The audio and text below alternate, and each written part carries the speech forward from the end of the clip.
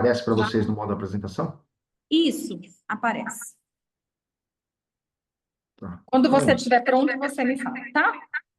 estou pronto. Agradeço pelo carinho da condução. Parabenizo.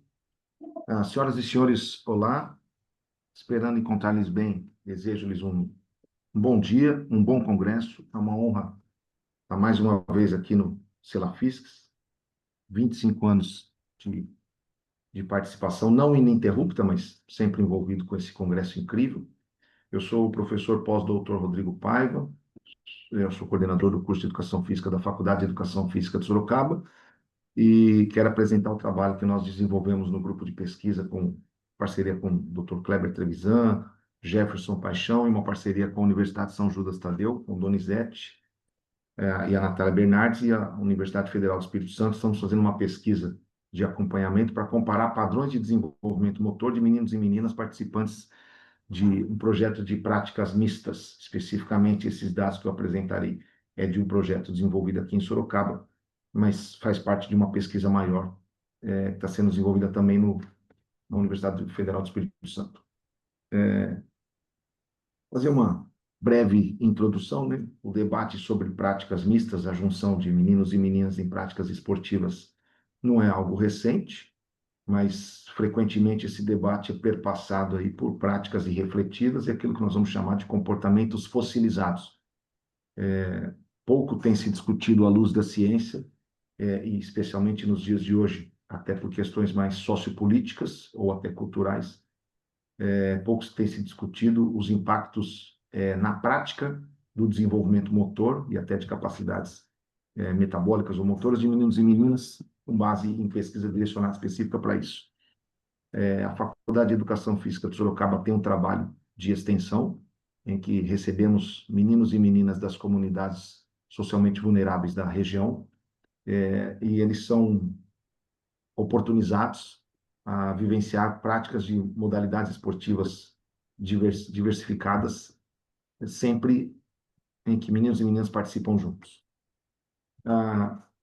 Apesar de a literatura ser bastante consistente, né, no campo tanto no desenvolvimento motor, mas como no TLP, notadamente as capacidades e as habilidades, especialmente na infância e no período pré-púbere, não demonstram diferenças significativas, com exceção dos elementos culturais que vão impactar a demonstração, né, dessas capacidades e habilidades por meninos e meninas. E aí, já no período púbere e pós-púbere, notadamente a composição corporal versus a oportunidade ou escassez de práticas, tanto para meninos e meninas, tenderão a caracterizar quais serão as habilidades e as capacidades que vão predominar, como está a partir da inversão da ampulheta de Gala-Ruy-Osmond, o uso cotidiano.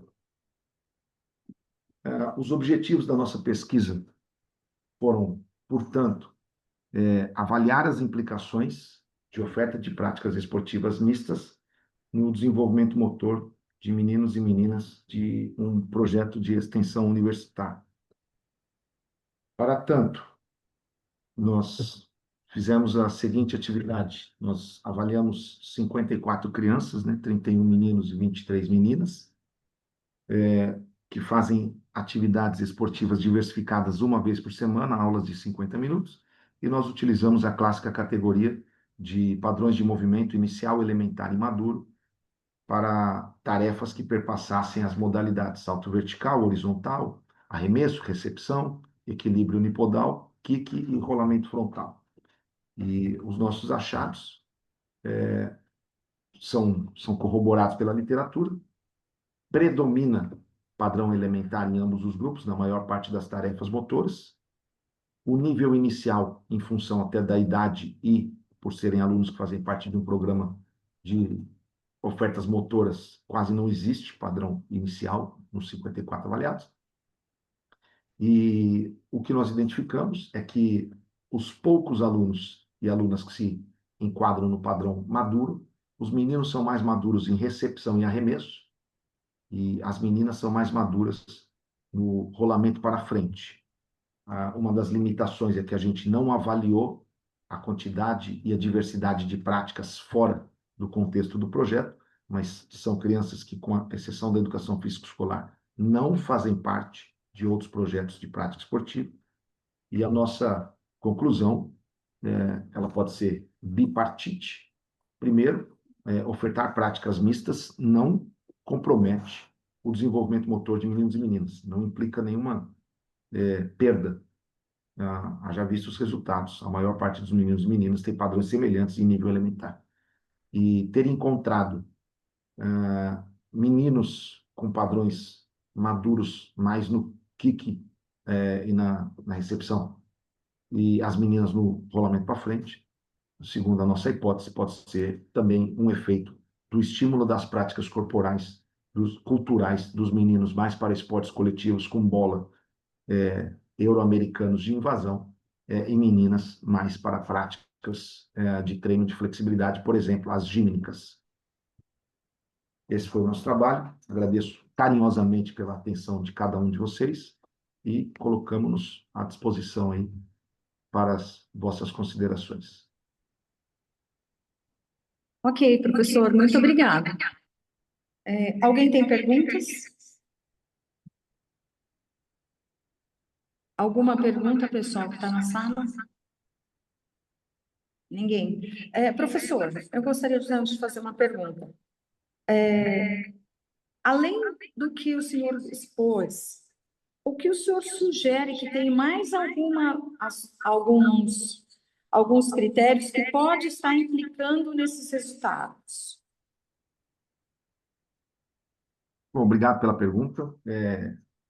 A vida por si só é complexa, então a gente tem clareza que, não fazendo avaliações com validade ecológica, os dados são recortados para produzir ciência. Nós não acompanhamos essas crianças fora do ambiente do projeto, mas uma coisa que foi levantada, nenhuma delas faz parte de outro projeto esportivo. Um dos dados que nós identificamos, e isso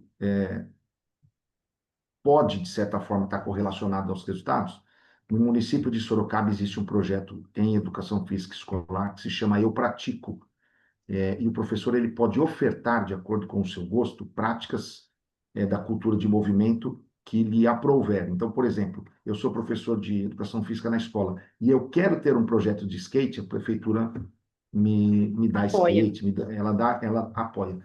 E em Sorocaba, próximo de onde nós realizamos o projeto, nós temos, isso aí é claro para a gente, tem um projeto de dança, tem um projeto de ginástica e tem um projeto de multiesportes, em que cada dia o professor dá um esporte. Nós não temos controle se essas crianças são advindas e oriundas destas escolas, mas é claro para a gente que, se assim forem, é mais um fato que pode corroborar, por exemplo, o fato das meninas serem mais maduras no rolamento para frente. Apesar de a cultura sugerir isso, não é comum em escolas públicas, por exemplo, o treino específico de ginásticas para meninas e não para meninos. Sim. Então, a nossa hipótese é que elementos idiosincráticos do município podem causar essa diferença. Muito bem. Alguém quer fazer mais alguma pergunta? Não, muito obrigada, professor. Eu Muito agradeço. obrigada pela sua colaboração. Eu que agradeço. Beatriz Desejo um Matos. ótimo dia a todos. Muito obrigada. Beatriz Matos, já se encontra na sala? Aqui. Já, professora? Aham. Então, tá tudo certinho aí para você compartilhar a tela? Deixa eu ver. Calma aí.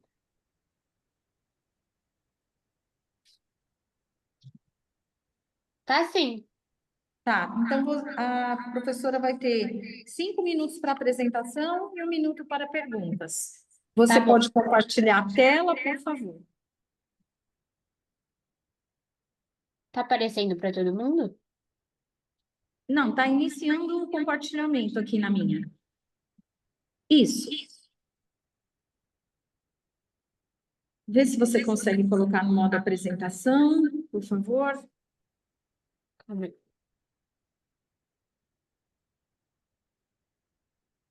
Agora foi. Isso. Oxi. Tá em modo apresentação para vocês? Tá, mas só que acho que está já no resultados. Acho que você tem que subir os slides, por favor. Pronto, Isso, bem. foi agora, né? Pode Agora foi. começar, que eu vou cronometrar aqui. Tá bom. Bom dia, meu nome é Beatriz Matos, eu sou do 7º semestre de Educação Física da Universidade Metropolitana de Santos e hoje eu vou apresentar o trabalho Montagem de aulas na natação para bebês, foco na magnitude de domínios nas habilidades natatórias. Bom, alguns estudos eles têm demonstrado o crescimento de natação para bebês no Brasil, em especial no período pós o Covid-19. Eu trago 2 trabalhos aqui que demonstram que em 2019 nós tínhamos 33 mil bebês fazendo aula e em 2023 esse número aumentou para 42 mil. São mais de 25% que tivemos um aumento aí de os bebês estarem fazendo aula de natação para aprimorar a habilidade deles. Com isso, a montagem de aula sempre será um desafio para os professores, no desenvolvimento e modalidades coletivas, e especialmente com os bebês, porque tem distintos níveis de experiências, ambientes familiares muito diferentes, característica dos tutores e também o grau de domínio nas habilidades natatórias proposta pelo programa de intervenção. E parece ser muito decisivo a estrutura de planos de aulas eficientes.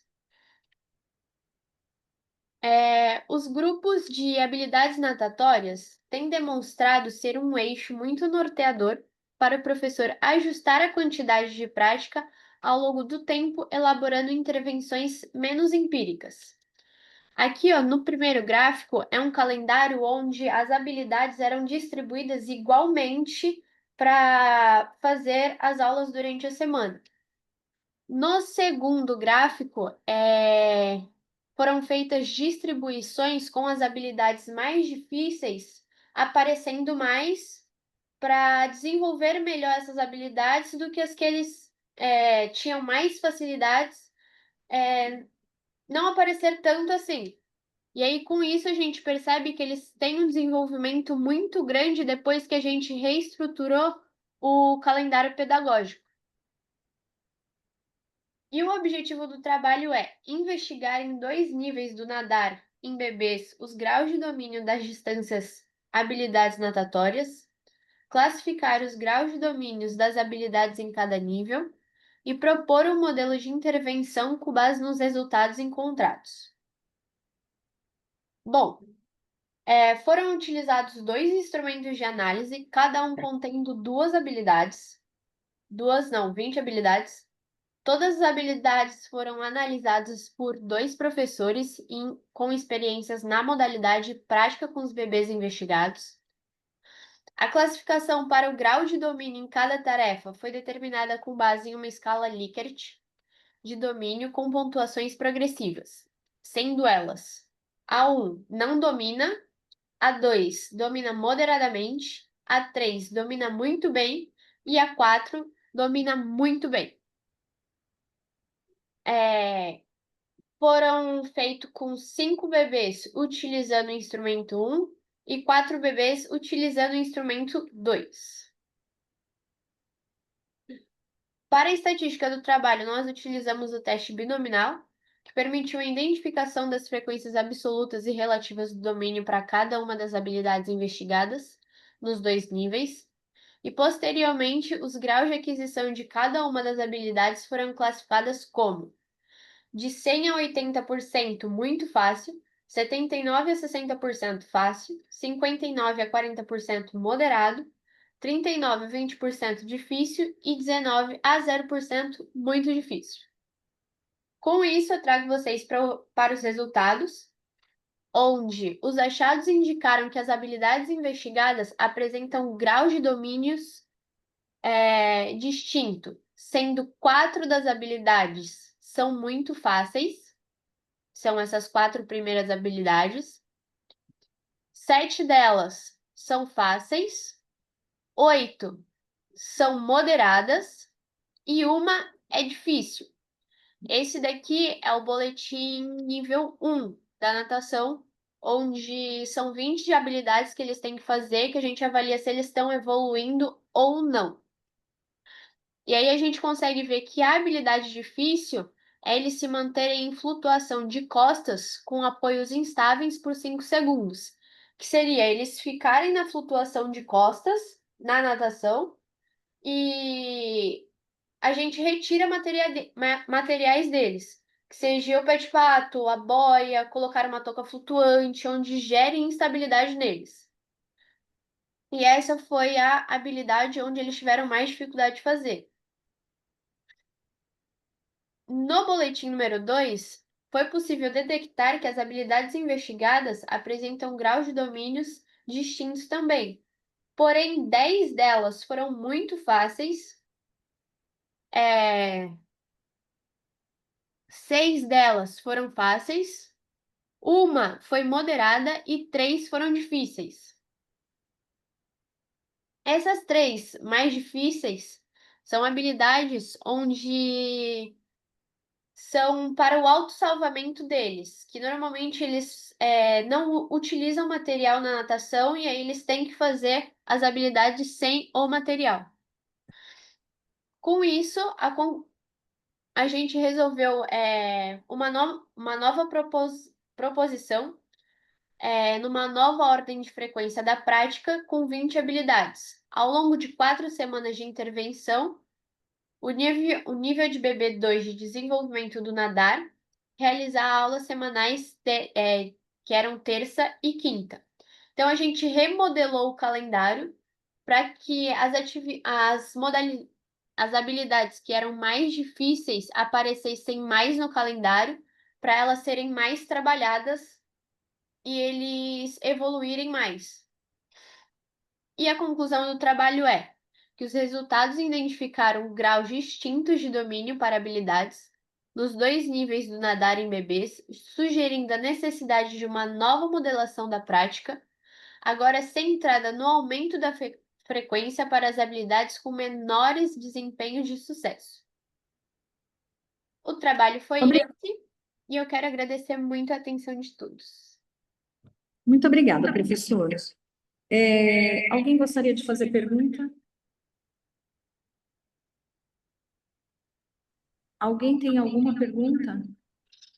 Sim, bom dia. Se ninguém tiver, eu gostaria de fazer só um. Tudo bem, Rodrigo. Com a palavra toda Primeiro, sua. primeiro parabenizo a Beatriz, né?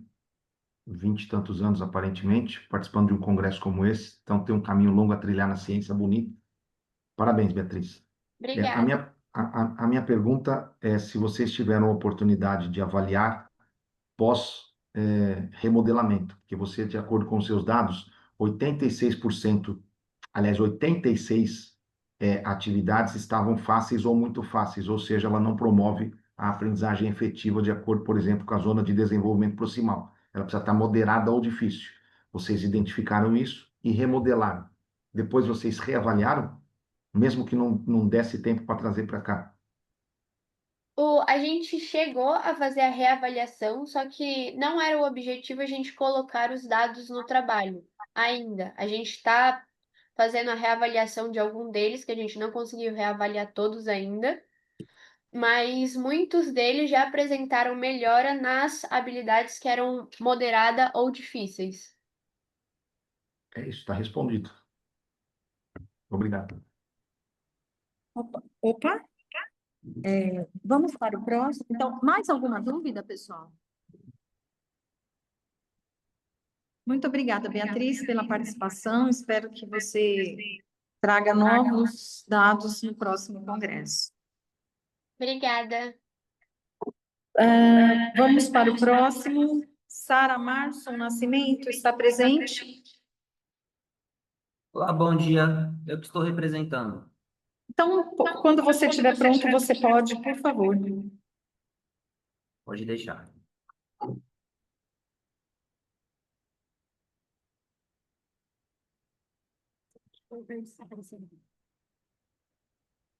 Tá aparecendo para vocês aí? Sim, bem, está aparecendo. Aguarda só um pouquinho.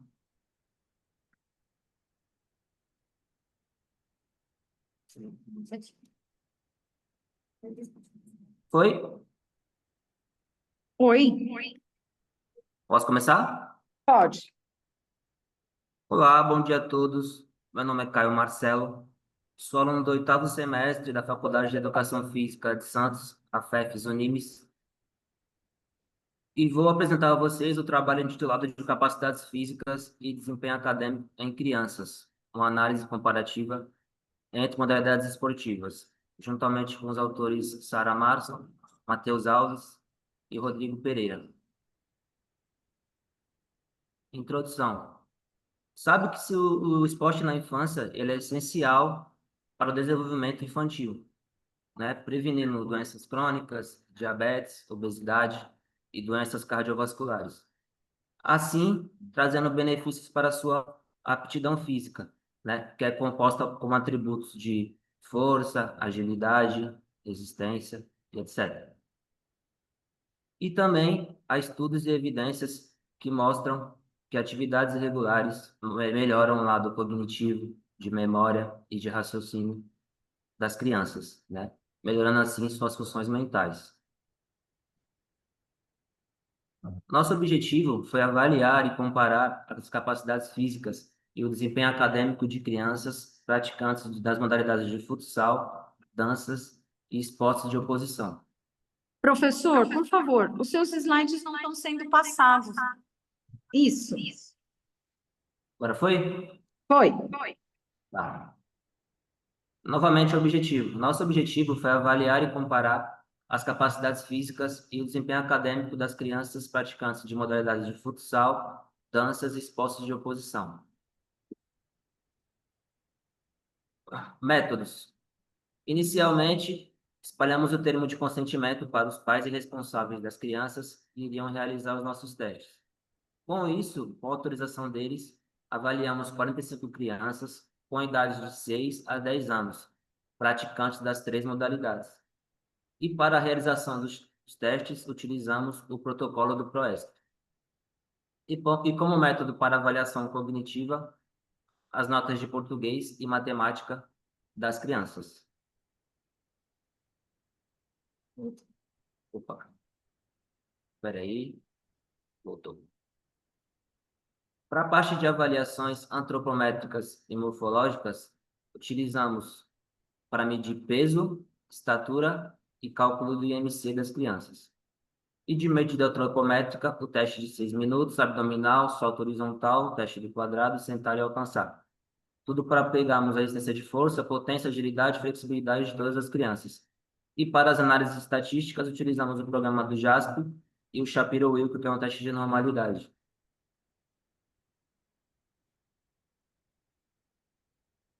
Resultados. Tabela 1. Média, desvio padrão e comparação das variáveis analisadas entre as distintas modalidades. À esquerda, temos todos os testes que foram realizados com as crianças. E na coluna direita, o valor de P. Reparem que na onde está circulado em vermelho, que é o FMI, força de membros inferiores, e NP, nota de português, tivemos uma diferença significativa entre os grupos. Indo para esse outro gráfico, análise descritiva e comparativa das variáveis analisadas entre as modalidades, temos a tabela do IMC, flexibilidade e força de membros inferiores. Novamente, enfatizando para a terceira tabela de força de membros inferiores, onde o grupo 1, que foi o grupo de danças, teve resultados também significativos abaixo das outras modalidades, que foram de lutas e futsal.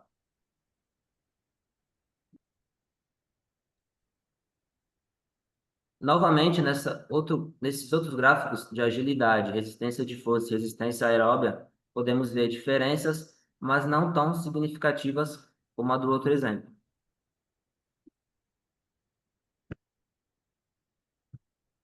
Gráfico 2. Análise descritiva da variável do processo cognitivo comparado com as modalidades.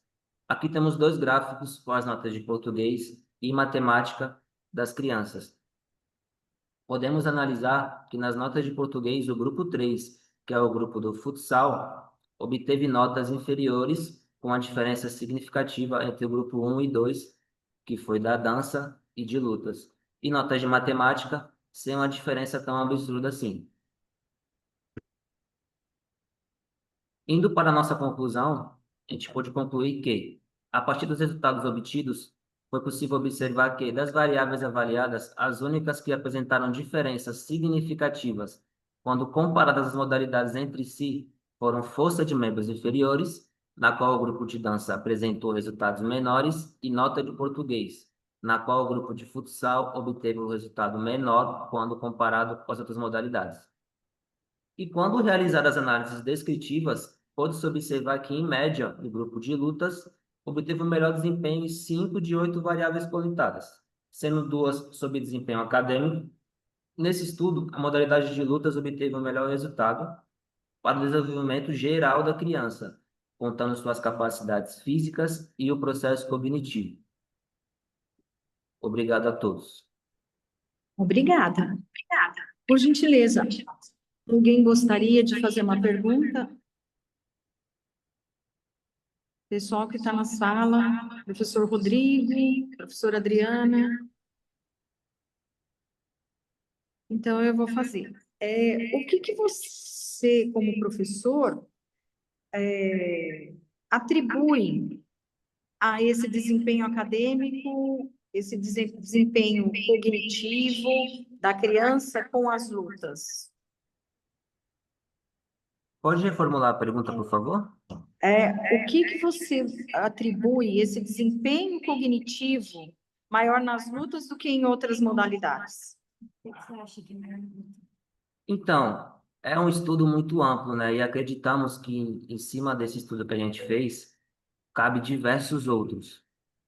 Então, acreditamos que varia muito da nível de escolaridade das crianças, né? Se são de escolas particulares, se são de escolas públicas, né?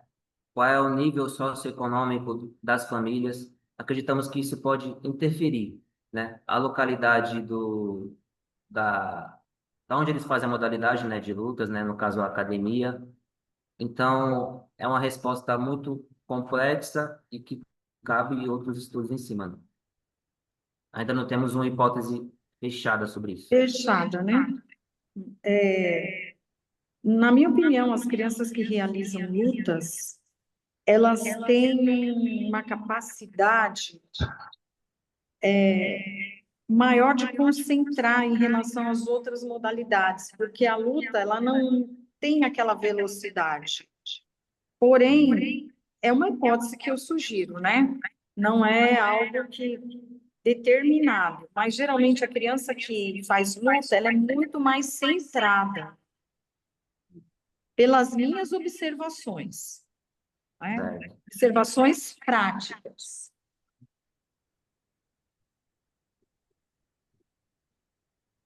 Mais alguma pergunta? Eu queria, professora, Oi. fazer um comentário. Oi. Por que que ele tem dificuldade em dar essa resposta, né? Por que que nas lutas o desempenho é melhor, tal, tal?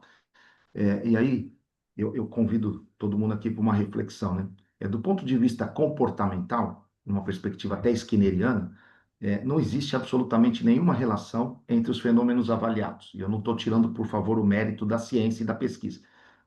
Quando você chega a uma conclusão que a força de membro inferior tem alguma correlação com a nota de português, é preciso que seja, como você falou, um fenômeno complexo. Primeiro, isso não é causal, porque senão o Roberto Carlos da seleção seria o Machado de Assis, ou então o Stephen Hawking seria um analfabeto. Não dá para buscar correlações de fenômenos absolutamente diferentes, como, por exemplo, ser melhor na luta ou com relação com o desempenho de matemática. Não estou dizendo que essa pesquisa não possa ser feita, mas primeiro precisa especificar muito que, no máximo, vão existir correlações. Talvez o fato da criança participar de luta seja uma correlação de uma mãe mais preocupada que o coloque em projetos esportivos, inclusive acompanhe o desempenho escolar. E segundo ou terceiro, não sei, Tanto a luta, o que você avaliou? Luta, futsal, é isso? Lutas, danças e futsal. Então, Luta, veja, dança e futsal. luta, dança e futsal. Tanto a luta quanto o futsal, na perspectiva da aprendizagem motora, elas acontecem em ambiente aberto, de predominância mista, e são práticas muito mais discretas e seriadas, que é o máximo que você vai conseguir encontrar. A dança, talvez, ela esteja num ambiente mais fechado, convida menos para construção em tempo real de hipótese e tomada de decisão. Talvez o fato de ser a luta esse ambiente aberto convide mais para a construção do conhecimento. Agora, estabelecer relação disso com o português e com matemática, de novo, não tira o seu mérito, nem do seu professor, nem da Sara que fez essa pesquisa, mas convido para refletir o seguinte: você realmente acredita que ter força maior de membro superior tem alguma correlação com uma nota maior de português, por exemplo? Eu termino dizendo assim: um dos meus primeiros artigos, com o professor doutor Adriano Rosseto, eu também pesquisei projetos, aliás, eu pesquiso projetos educacionais há 25 anos, e eu também, um dos meus primeiros artigos era correlação com notas, e eu vibrava dizendo, olha, crianças que vão ao projeto esportivo têm notas melhores. E hoje eu olho 25 anos depois e falo, na verdade, eu estava querendo tentar demonstrar, muito mais uma influência a mim, de que aquelas crianças tinham um desempenho melhor, mas não existia correlação nenhuma, e os anos depois e outros métodos me mostraram isso. É isso. Peço desculpas pelas considerações, parabenizo, mas convido você e todo o seu grupo a pensar sobre isso. Existe alguma correlação entre força de membro superior e inferior e, enfim, desempenho em português?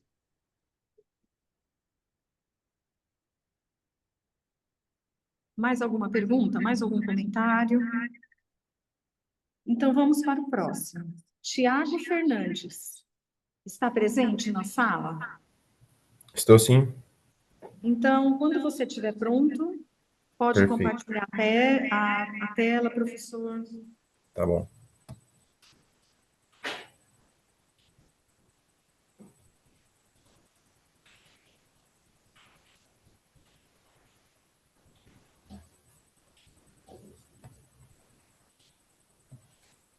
Tá aparecendo?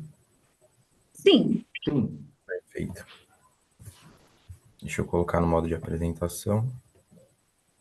Tá tudo certinho? tá. sim. Perfeito, vamos lá. Eu sou o Thiago Padim, eu sou estudante de Educação Física e Saúde na Universidade de São Paulo. Atualmente eu estou no 6º semestre e esse foi meu projeto de pesquisa junto com o professor Saldanha e o professor Massa. O que a gente decidiu estudar nesse artigo foi o efeito da idade relativa na lista dos 250 jovens considerados talentos no futebol mundial. Bom, para introduzir o nosso assunto, eu preciso definir o que é o efeito da idade relativa. O efeito da idade relativa é basicamente a vantagem que os atletas nascidos no começo do ano têm sobre os outros que nasceram no restante do ano. E o que esse fenômeno vai influenciar? Ele vai influenciar quando a gente precisa identificar uma criança, principalmente na promoção de talentos, ali na parte de iniciação esportiva. E nesse caso, nesse artigo, especialmente no futebol. E o que isso vai influenciar? Os atletas relativamente mais velhos, eles vão apresentar uma maturação biológica melhor, eles vão ter um tempo de experiência maior e isso vai acabar influenciando o desempenho dele no esporte momentâneo. Ou seja, ele vai ter mais oportunidades. Principalmente isso vai acontecer nas categorias de base. E o que isso acontece vai distorcer os processos seletivos, quando pode gerar confusão de uma criança, um jovem talento. Ele pode ser bom naquele momento, mas não necessariamente ele seja bom. Talvez ele só seja mais forte, mais rápido e coisas do tipo. Bom, o objetivo do nosso artigo foi analisar a presença do efeito da idade relativa nessa lista dos jogadores seletos do futebol mundial, esses 250. A nossa amostra foi composta por eles.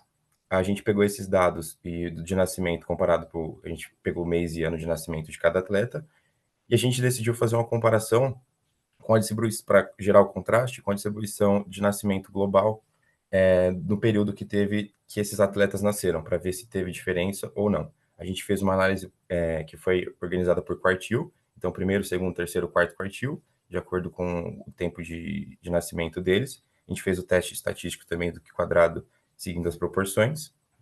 Partindo para os resultados agora, eu queria começar apresentando essa tabela para vocês, que mostra o nascimento de cada ano, isso da população geral, global, todo mundo que nasceu nesse período. E não coloquei o número bruto, eu coloquei o número em porcentagem, porque fica mais visível, para a gente ver que é de uma forma quase que semelhante, todos os quartis. Então, 24%, 23%, 26%, não foge disso. Agora, em contraste, eu trago para vocês a lista desses atletas, também dividido por ano, né, 50 jogadores por ano, e a soma do total ali. Então, a gente consegue ver esse contraste, principalmente no geral, que 36%, quase 37%, está presente no primeiro quartil e apenas 14% no último quartil. E a gente pensa, por quê? Porque e diversos outros artigos trazem esses números em diversas modalidades, principalmente coletivas. E, bom, agora na outra tabela, a gente traz as duas informações juntas, junto com o número bruto e também a porcentagem, para gerar esse contraste, para a gente conseguir ver que houve sim essa diferença, e com isso a gente já pode partir para a nossa discussão. Os achados que a gente teve nesse artigo, a gente consegue confirmar que esses padrões, que já relatados em diversos outros artigos, principalmente nessa lista, o efeito da idade relativa está presente, né? Justamente por eles serem os melhores, os mais jovens, então existe esse efeito da idade relativa, que vai estar relacionado com o desempenho físico precoce, né? Que vai estar ligado à maturação biológica, às experiências que eles tiveram, enfim. E o que essa vantagem, que vai ser chamada de talento esportivo no momento, vai criar esse viés seletivo, né? Que vai criar diversas injustiças estruturais. E beleza, o que a literatura vai propor para a gente e como a gente tentar reduzir isso? E limitar é quase impossível, mas a gente tentar reduzir. É o treinamento a longo prazo, que aí agora a gente vai partir para a conclusão e vai falar um pouco sobre esse treinamento a longo prazo. E principalmente nas categorias dos mais jovens e no futebol, enfim, não só no Brasil, mas no mundo todo, que a gente precisa buscar essa equidade e essa inclusão dos jovens no esporte. Então a gente precisa ter esse TLP, esse treinamento a longo prazo, mas não adianta nada a gente ter esse treinamento bem estruturado e a gente não ter os profissionais informados. E além disso, se a gente tem os profissionais informados, a gente precisa de um ambiente justo e sustentável que apoie esse profissional. Então, esse profissional ele precisa ser apoiado, porque muitas vezes ele tem o conhecimento que isso pode ser bom ou ruim, mas ele acaba tendo uma pressão social, uma pressão do clube, uma pressão da escola que ele precisa ganhar. E a gente precisa tirar esse viés de que a categoria de base é imediata, eu preciso ganhar e se preocupar. A gente precisa começar a se preocupar em desenvolver a criança, em desenvolver um possível talento, para que aí na frente a gente consiga ver, ok, o que ele precisa ser da vida, o que ele consegue, enfim, essas coisas. E, bom, essa foi a minha apresentação. Fico à disposição de qualquer dúvida e eu queria agradecer a atenção de todos também. Muito obrigado.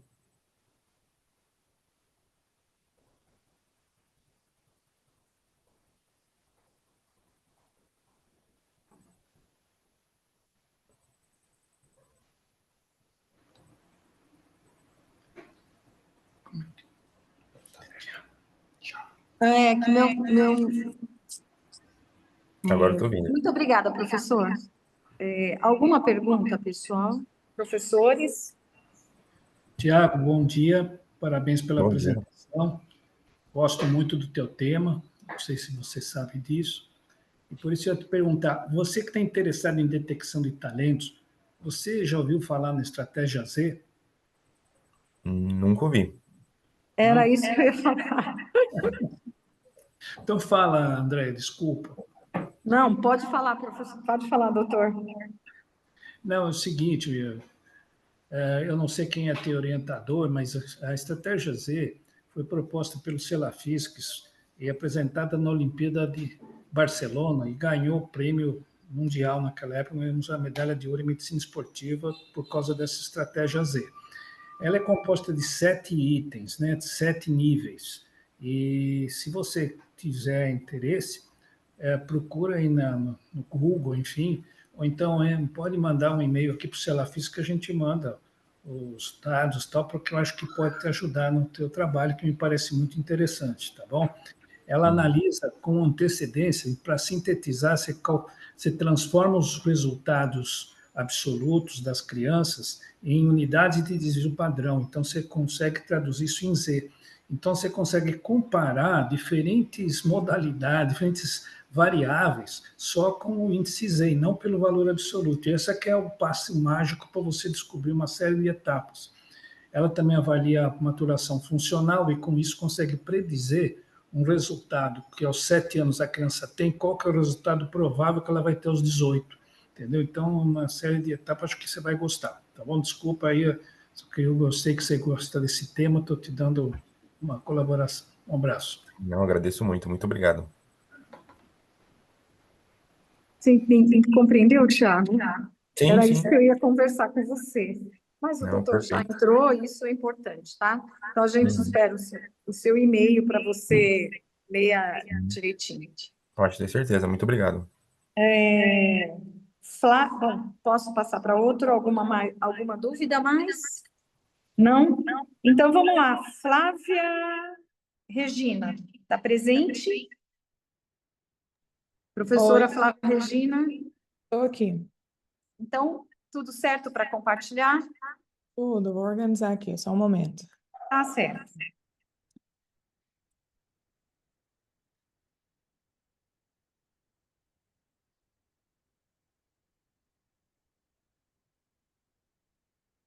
Vou.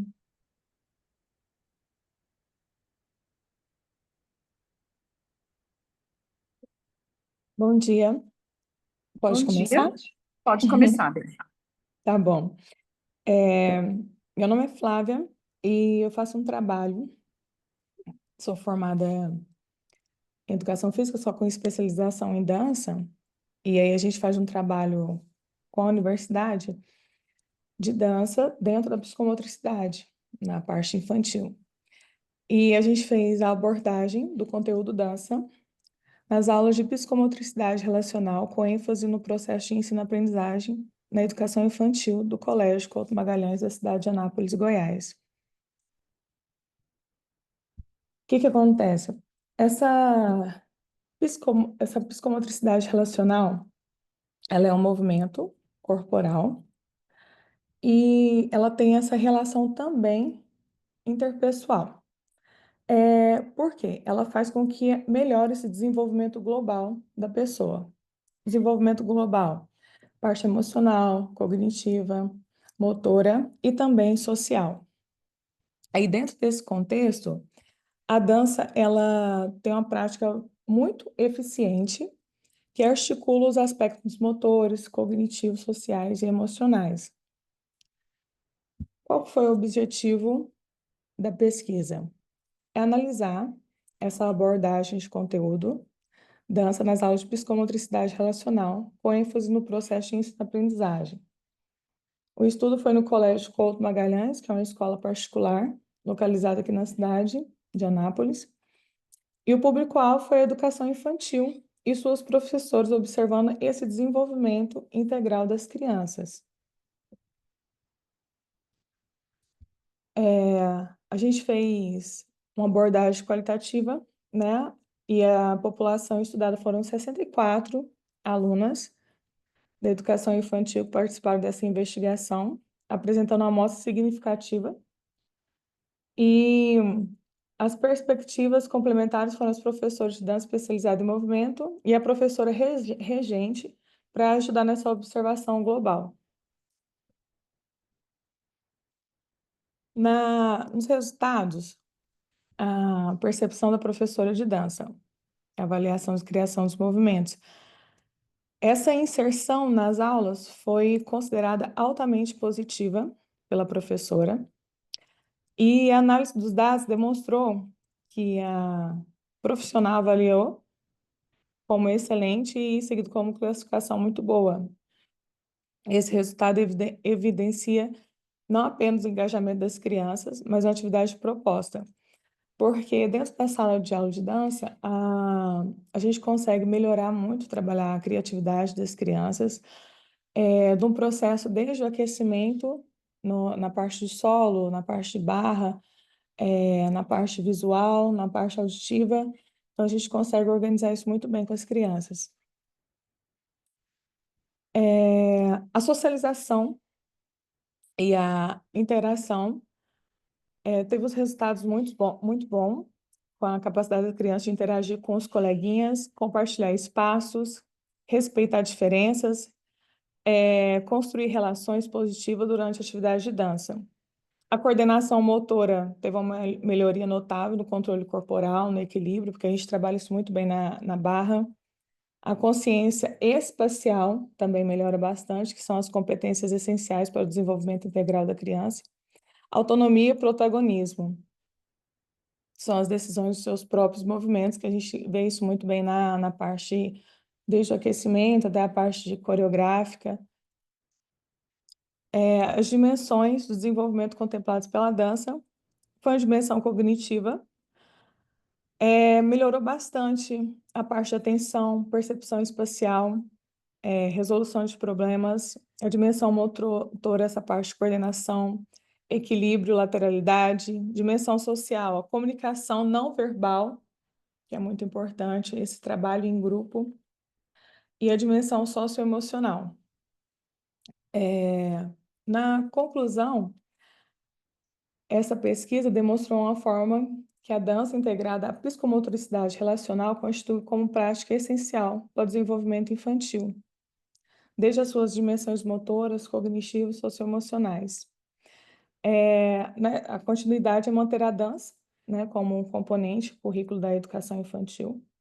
A expansão é ampliar essa carga horária e investir na capacitação de professores em psicomotricidade relacional. É isso, muito obrigada pela atenção de vocês. Muito obrigada, professora. Alguém gostaria de fazer uma pergunta para a professora?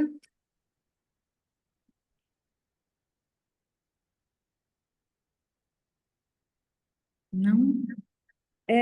Não tem ninguém? Então, professora, eu gostaria de parabenizar pelo seu trabalho, crianças pequenas, né? Agora, todas essas variáveis de uma forma conjunta, não foi muito complexo a senhora avaliar? Não seria mais interessante pegar de duas, porque são variáveis muito complexas que envolvem várias ações, e se fosse dividido em menos variáveis, não seria mais, como eu vou dizer, mais preciso esses resultados? Acredito que sim, acredito que sim. Dentro dessa particularidade, a gente estava trabalhando com os acadêmicos, que a gente tem um projeto, né, aqui na universidade, e aí a gente quis propor essa ideia, né, com as crianças da educação infantil, juntamente com a dança e a psicomotricidade. E aí a gente fez uma análise de mais ou menos umas 120 crianças, e aí a gente fechou com 64 para dar uma resposta mais concreta. Porém, essas variáveis realmente foi bem trabalhoso. E acredito que fazendo isso uma proposta futura, né, a gente consegue, acho que, fazer algo mais completo, com certeza. Mais alguma pergunta? Obrigada, professora. Então, esperamos a senhora o ano que vem. Obrigada a vocês. Próximo trabalho, por favor. Impacto da maturação somática. O Jonathan está aí presente? Sim, estou sim presente. Então, por favor, quando tiver tudo certo, o senhor me avisa, professor. Perfeito. Só confirma para mim se já está aparecendo para vocês a apresentação. Sim, Sim, está aparecendo.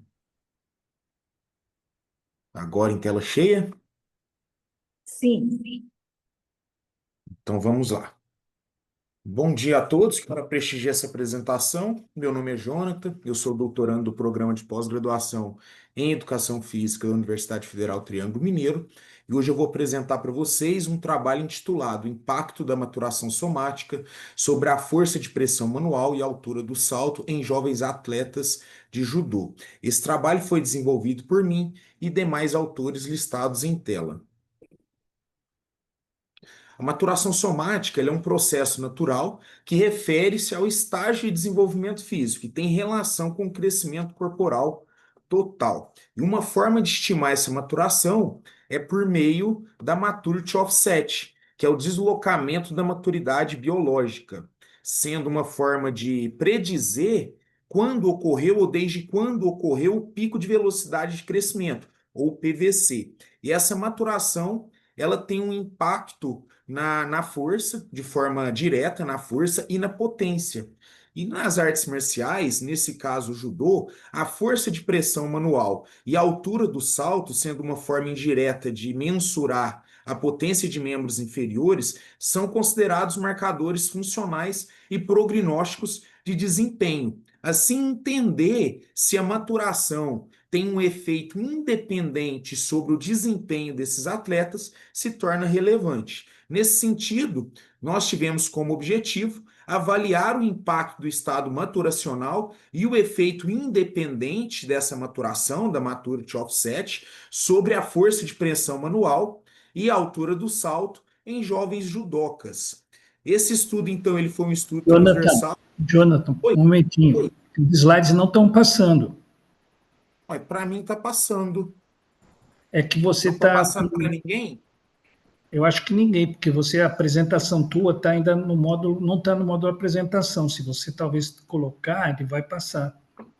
Desculpa. Para mim, não, muito obrigado. Para mim está em modo apresentação. Não entendi o motivo. Deixa eu dar uma olhadinha aqui se tem como eu. Agora passou. Agora passou. Ixi, agora eu saí e passou. Vê se tá passando, não tá? Como é que tá o processo? Que para mim não tá Está aparecendo no agora. segundo slide. Tá passando pro terceiro? Não.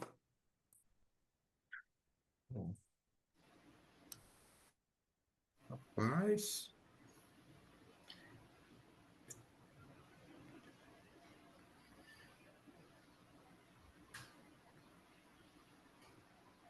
Tenta bater em cima do terceiro, que está aqui ao lado, que daí vai indo por esse outro mecanismo, isso. Por esse mecanismo tá indo, tá passando? Por esse tá. Vocês querem que eu continue de onde parou? Pode ser? Pode, Por favor. pode ser. Tá, na tela cheia, então não está indo. Então vamos lá. Então, o objetivo eu falei para vocês. Esse foi um estudo transversal, do qual recrutamos 146 praticantes de judô dos Jogos Escolares do Estado de Minas Gerais e distribuímos eles em 3 grupos. Um grupo de pré-PVC, ou seja, pré-pico de velocidade de crescimento, com 29 participantes, 30 durante o PVC e 87 participantes no grupo de pós-PVC. Nós mensuramos a massa corporal e a estatura por meio de uma balança com estadiômetro acoplado. Nós mensuramos a força de pressão manual por meio de dinamômetro hidráulico e a altura do salto por meio de um salto contra movimento e um tapete de contato. Marcas e modelos dos equipamentos apresentados em tela. O tratamento estatístico foi realizado no Jamovi, onde fizemos uma análise de variância para comparar os grupos ou um teste análogo quando os resultados desse não paramétrica, distribuição não normal, para comparar as variáveis somáticas, bem como também a idade e o desempenho. Fizemos também uma análise de regressão linear múltipla e hierárquica com 2 modelos para ver como que a maturação explicava o desempenho. Então, no modelo 1, colocamos apenas o Maturity Offset. No modelo 2, acrescentamos as variáveis somáticas, como massa corporal e estatura, e biológica, que seria o sexo. E adotamos um nível de significância de 5%. Então, nessa primeira tabela de resultado, nós mostramos, que o pós-pico de velocidade de crescimento demonstrou maioridade, o que já era esperado, então teve uma diferença clara entre os estados maturacionais. O pós-PVC teve maioridade, estatura e massa corporal comparado ao durante PVC e pré-PVC, bem como também uma diferença significativa comparado ao durante PVC com pré-PVC. Aqui a gente mostra a comparação do desempenho, onde também mostramos uma diferença aí do pós-PVC com relação ao durante PVC na força de pressão manual da mão dominante, assim como na força de pressão manual da mão não dominante. E o durante PVC também demonstrou uma força maior comparado ao pré-PVC, com um tamanho de efeito considerado grande. Já na altura do salto, não teve uma diferença significativa do pós-PVC com relação ao pré-PVC, sem diferença entre os outros grupos, só que com tamanho de efeito considerado pequeno. Agora, com relação a análise de regressão linear para mostrar quanto que explicava a maturity offset de forma independente, nós encontramos que quando a gente montou o modelo com apenas a maturação foi capaz de explicar cerca de 25% da força da mão dominante, 21% da força da mão não dominante e 6,6% da altura do salto. No segundo modelo, que acrescentamos a massa corporal, estatura e o sexo, esse poder explicativo aumentou. Contudo, o maturity offset manteve um efeito independente.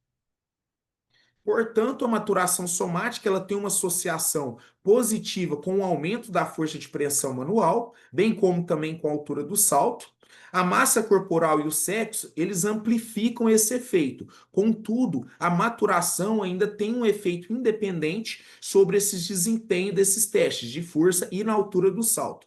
Portanto, parece que comparar os jovens atletas, neste caso de modalidades de artes marciais, com relação aos estágios maturacionais, parece ser mais justo do que simplesmente pela idade cronológica.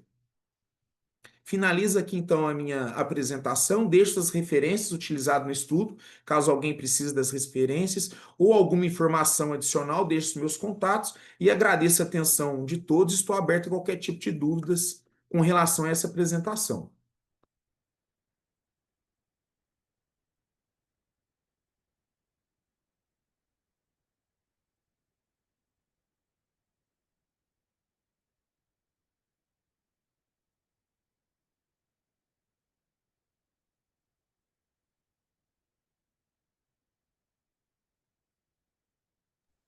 Professor, está me ouvindo? Oi? Sim, estou escutando. Então, eu tive um problema aqui com o meu celular e eu não estou conseguindo aparecer na câmera, tá? Certo. E eu gostei do seu trabalho e a pergunta que eu faço é com relação à maturação somática, né, maturação sexual. O senhor esperava esse resultado? O que o Sim, senhor... a gente hipotetizamos que teria um efeito independente da maturação somática, sim. Tá? Então a gente esperava esse resultado, mas até no presente momento, na literatura, não tinha especificamente separando se tinha um efeito independente, porque a gente tem o efeito da maturação, nesse caso, nós avaliamos a maturação somática, que tem a ver com o crescimento, por meio de uma equação que é capaz de predizer esse pico de velocidade do crescimento. Então a gente hipotetizou, porque tem outras variáveis que são associadas a essa maturação, né? O próprio crescimento, a altura, o aumento da massa corporal. Então a gente hipotetizou que tinha um efeito independente e a gente conseguiu mostrar no trabalho que realmente tem esse efeito independente quando a gente acrescentou essas outras variáveis no modelo 2. Ok. Mais alguma pergunta? Não? Gente, eu estou com um problema no meu celular, mas eu estou num outro computador, só que ele está com problema na câmera. Por favor, obrigada pelo trabalho. Por favor, comparação do tempo de atividade física no lazer de acordo com de acordo com a satisfação com a autoimagem corporal em adolescentes brasileiros. Patrick, está na sala? Bom dia, estou sim, Então, quando o senhor estiver preparado, por favor. certinho. Só vou iniciar a apresentação.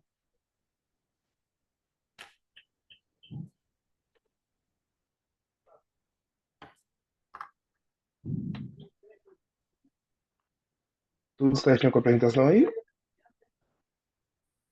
Sim, está visível, querido. Está ótimo. Pronto, muito obrigado.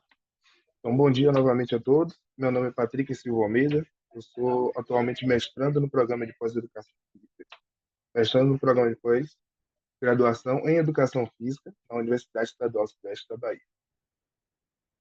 Tenho como título do projeto Comparação do tempo de atividade física no lazer de acordo com a satisfação com a autoimagem corporal em adolescentes brasileiros.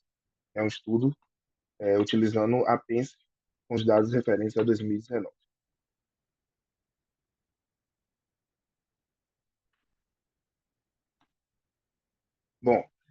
A atividade física, ela está relacionada, né, seus benefícios, à saúde física e mental. E na adolescência são dois fatores importantes e que ocorrem bastante alterações, né, nesse adolescente. Então, através disso, há um impacto na forma em que o adolescente ele tem uma percepção, né, da sua imagem corporal. Então, o que foi proposto é que adolescentes com maior nível de atividade física, eles tendem a ter uma imagem corporal mais positiva do que aqueles que não praticam tanta atividade física, né? Isso vai corroborar com outros estudos. Então, o objetivo desse trabalho foi comparar o tempo de atividade física no lazer com a satisfação da autoimagem corporal. E como alcançamos esse objetivo? Através de um estudo ecológico baseado nos dados da PENS, 2019, com amostra de estudantes de escolas públicas e privadas de regiões urbanas de 13 a 17 anos. Então, são aqueles estudantes nos quais responderam, né, as questões que estão ligadas às nossas variáveis. E quais são essas variáveis? A atividade física de lazer, que é coletada em questão de frequência, né, o tempo em que passa realizando essa atividade física, a percepção da autoimagem corporal, que é através da autodeclaração, e o sexo masculino e feminino, que foi usado para estratificação e para comparação, né, dentro do trabalho. E essas variáveis elas foram analisadas através das PSS versão 21. Bom, quanto à variável imagem corporal, ela é coletada através da pergunta: como você se sente em relação ao seu corpo? Né? E aí, essa variável ela foi categorizada em positiva e negativa. A positiva, ela conta com as respostas, ela conta com as pessoas que responderam que estavam satisfeitas ou muito satisfeitas. A negativa, quem respondeu que estava indiferente, insatisfeito ou muito insatisfeito com o seu corpo. Quanto à variável de atividade física no lazer, nós coletamos as respostas relacionadas ao tempo. Quanto tempo por dia duraram essas atividades que você fez. Mas antes de chegar nessa resposta, o aluno ele responde uma pergunta referente a: nos últimos 7 dias, sem contar as aulas de educação física da escola, em quantos dias você praticou alguma atividade física? Né? Uma vez que a atividade física no lazer, ela é as atividades realizadas que não possuem referência com a escola. Então, é excluída a questão do deslocamento ativo, que é o trajeto, né, de casa para a escola ou vice-versa, e o tempo de aula de educação física. Bom, então, os resultados, né, o resumo do processo de caso, características descritivas, primeiramente, salientar que o N ele está representando estimativas ponderadas da amostra, não números reais, né? E a partir desse N, nós utilizamos 91,4% dessa amostra, uma vez que 8,6% foram casos omissos. Algum desses alunos não respondeu algumas das questões em que estávamos analisando. Dentro dessa amostra utilizada, 51,6% era do sexo feminino. E aí nós avançamos para a segunda tabela, que fala da percepção da imagem corporal e o tempo médio de atividade física no lazer segundo o sexo. Então aqui é o momento em que nós utilizamos a comparação entre os sexos, homem e mulher. E o que é que foi percebido é que os homens eles têm uma imagem corporal mais positiva que as mulheres, né? E posteriormente nós temos que as mulheres elas apresentaram, né, uma imagem corporal mais negativa, né? E aí nós entramos no tipo de atividade física no lazer. Então, o que é que pode ser visto é que os homens eles praticam mais atividade física do que as mulheres, e aí você pode perceber isso tanto na parte positiva quanto na parte negativa, quando nós utilizamos como referência os 150 minutos propostos pela Organização Mundial da Saúde. Então, é que a gente consegue também observar as mulheres que têm uma imagem corporal positiva, elas sequer chegam, né, aos 150 minutos de atividade física, apesar de ser uma média, obviamente, mas é um dado interessante de ser apontado. Então, a gente conclui com esses resultados, o maior tempo de atividade física no lazer, ele está positivamente associado com a satisfação com a imagem corporal em adolescentes, e aí especialmente nos homens, como foi visto. Então, essa relação ela foi consistente em ambos os sexos, porque quando olhando só as mulheres, elas tiveram um tempo de atividade física maior, né, comparadas que responderam positivo e negativo, mas em uma comparação entre sexos, os homens eles foram predominantes, né? E embora as meninas elas tenham demonstrado uma maior vulnerabilidade à insatisfação corporal. Esses são meus agradecimentos e agradecer também a todos pela atenção.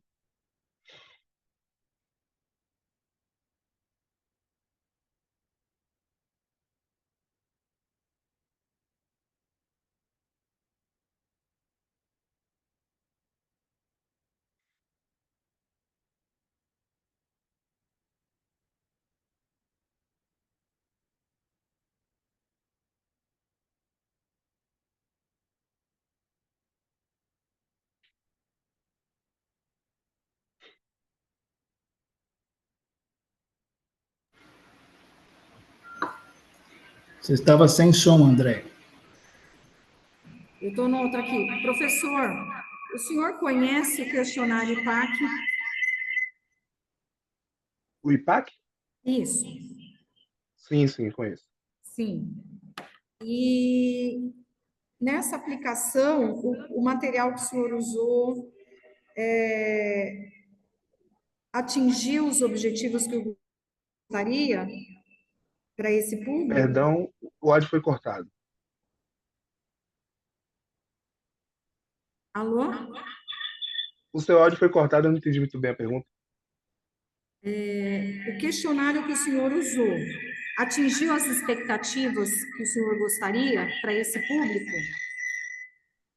Ó, o questionário, ele é utilizado, quem utiliza esse questionário é o IBGE, que é através da Pesquisa Nacional de Saúde Escolar. Mas, dentro do que nos proponhamos a pesquisar, alcançou, sim, o que nós queríamos alcançar. Entretanto, existem algumas variáveis, né, que posteriormente a gente vai usar para controlar esses resultados, porque, por exemplo, existem questões socioeconômicas, né, existem questões de localização que podem estar influenciando essa questão do tempo de atividade física também e que posteriormente impacta, né, na imagem corporal. Tudo bem. O senhor tem conhecimento do IPAC? Sim, já tinha utilizado. Isso. Então, se eu puder também usar, é um questionário validado, tem confiabilidade, tem reprodutibilidade, e ele é barato, tem baixo custo. E ele atinge, né? Ele atinge esse público-alvo, que não é tão simples assim trabalhar com esse público, né? Sim. Então, vale a sugestão. Muito obrigada pelo trabalho. Próximo trabalho. Adriana Braga está na sala? Sim, Então, a senhora, quando tiver tudo correto, tudo certo, a senhora pode começar. Nossa, agora eu estou atrasada e agora eu tenho que pegar a aula. Marisete, você não quer segurar um pouquinho? consegue ver aí o slide?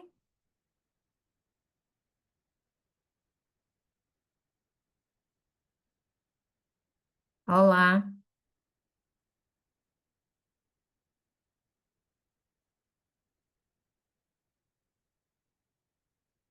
alguém pode me dizer se o slide aparece para vocês? Adriana, está aparecendo sim, só que não está em tela cheia, eu acho que igual estava o meu. Aí você vai ter que. Em tela cheia costuma dar problema. Eu já É, testei antes e estava dando problema. Agora eu quero saber se eu consigo passar o slide. Consegue? consegue Ah, sim, tá ok. normal. Bom dia, meu nome é Adriana Braga, eu sou professora mestra em Educação Física pela Universidade Estadual do Sudoeste da Bahia. Atualmente, o meu vínculo com a UESB é pelo NEAFES, que é o Núcleo de Estudos em Atividade Física e Saúde. E eu vim apresentar aqui uma pesquisa que está sendo feita, na verdade, por outro grupo, né? Outra PPGS, que na verdade não é o PPGF, é pelo PPGS, que é o estudo, um projeto maior, saúde do adolescente escolar. E o tema que eu vou apresentar é mudanças na atividade física em relação ao sexo de escolares do ensino médio. É, essa pesquisa aqui, ela faz parte de um projeto piloto, foi feito na cidade de Itaúna, que faz essa pesquisa geral dos escolares com aspectos sociodemográficos, hábitos alimentares, nível de atividade física, consumo de álcool e tabaco e escala de depressão, ansiedade e estresse. Bom, falando um pouco sobre o adolescente, a adolescência é uma fase crítica para o desenvolvimento desses hábitos, né?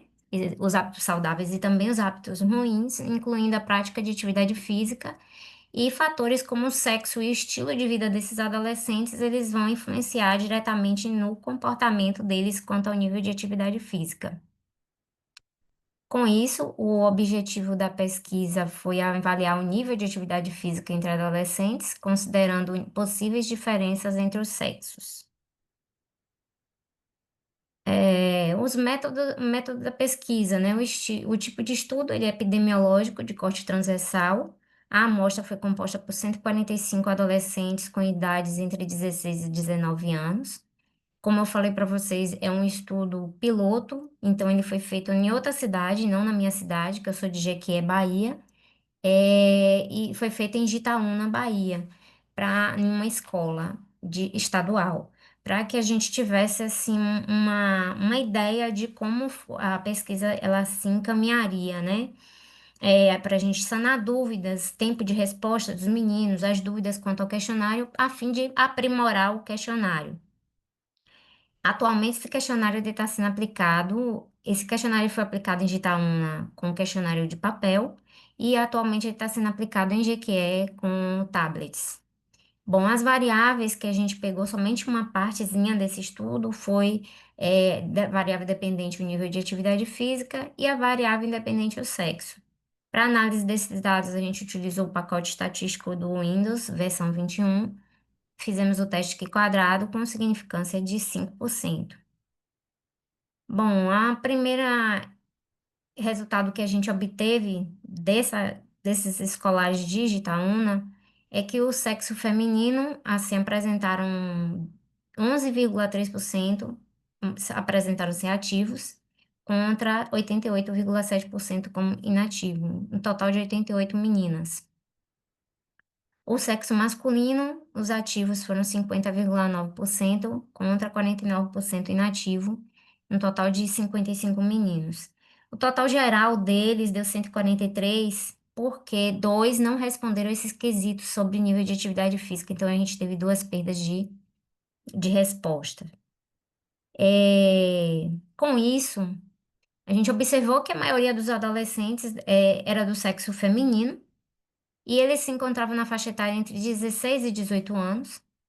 E o nível de atividade física, a gente verificou a prevalência de adolescentes inativos no total de 73,8%, enquanto 26,2% se mostraram ativos, né? Uma associação foi apresentada com o sexo feminino, com as meninas, num total de 88,7% em relação aos meninos. Isso só corrobora que as pesquisas que mostram que as meninas são bem menos ativas do que os meninos. Então, concluindo, esses resultados eles vão demonstrar uma associação consistente entre o sexo e o nível de atividade física, com as meninas apresentando uma maior prevalência de inatividade física. E, como eu falei, essa pesquisa ela só foi uma pequena amostra, uma demonstração do que foi do teste piloto, e ainda vamos ter a pesquisa mais aprofundada desse questionário que está sendo aplicado agora aqui na minha cidade. Obrigada. Qualquer dúvida, estou aqui para tirar.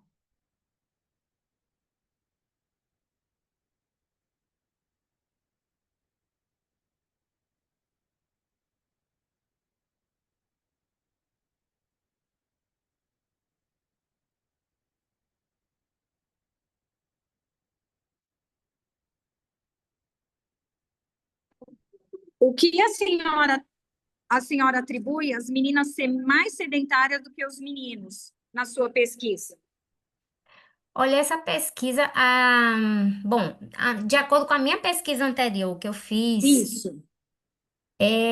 não vou falar dessa porque a gente ainda está se aprofundando, né? Mas as meninas, elas são menos ativas por várias questões, né? Espaços específicos, segurança para fazer atividade física. Os meninos geralmente eles saem mais, têm mais liberdade para sair e fazer atividade física. As meninas não. Elas têm mais os trabalhos domésticos na vida, cuida, principalmente de escola pública. Quando a gente fala de escola pública, a gente fala de meninas que cuidam dos irmãos quando elas são as mais velhas. E como esse público é justamente do ensino médio, isso acontece muito, né? É, Mas o que eu falei também, a questão da segurança, os meninos saem para praticar esportes também nas quadras das cidades, quadras abertas, as meninas já não fazem isso por questão de segurança. Então, são N fatores que podem fazer com que elas diminuam o nível de prática de atividade física. Muito obrigada, professora. Mais alguma dúvida? Não? Então, eu agradeço vocês a participação mais uma vez nesse ano. Aproveite o simpósio amanhã. E eu gostaria de agradecer a participação de todos. Esperamos vocês no ano que vem. E que liguem as câmeras para a gente poder fazer um print. Pessoal da tecnologia aí do Selafisques, pode me ajudar nesse sentido? Vitor, você pode aí, pessoal, tirar um print, por favor?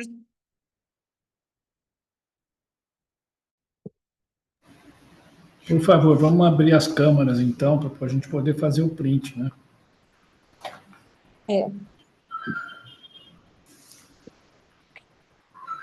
Ah, você tá. Hã? Porque eu estava mexendo aqui, você mexendo aí também. Não. O que eu vi? Como você vai fazer? Deixa eu ver. Pode ser?